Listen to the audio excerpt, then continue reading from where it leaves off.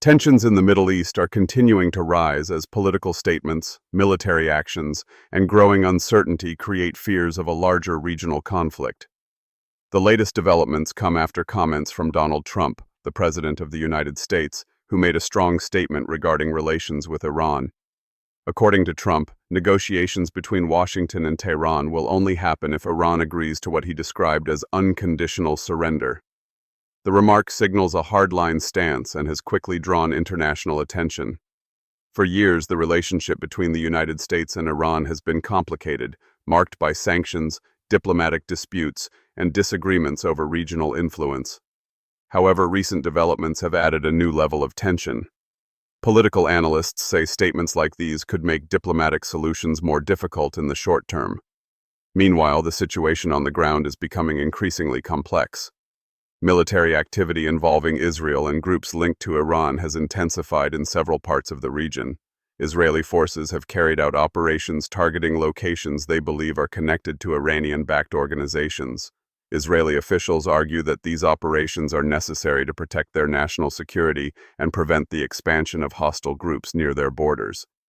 However, critics warn that continued strikes could trigger retaliation and escalate the conflict further.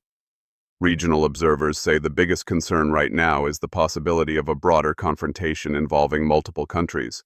If tensions continue to grow, experts fear that more nations in the Middle East could become involved, which would significantly increase instability across the region.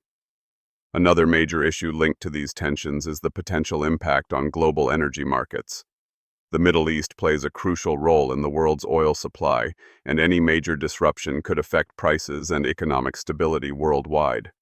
Markets are already reacting cautiously as investors closely watch developments in the region. Diplomatic leaders from several countries have also called for restraint.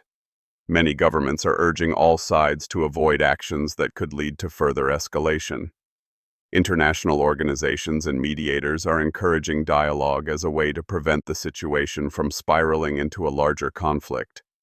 At the same time, humanitarian groups are expressing concern about civilians who could be caught in the middle if tensions turn into a prolonged confrontation.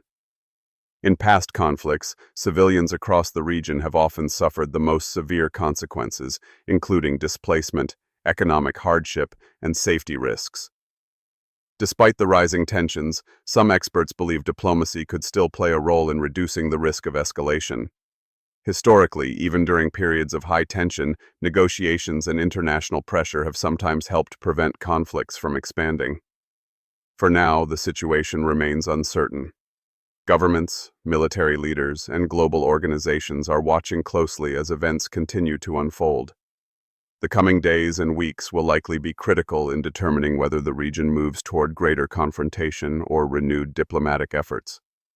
For the international community, the main priority remains stability and preventing a wider conflict that could have serious consequences not only for the Middle East but for the entire world.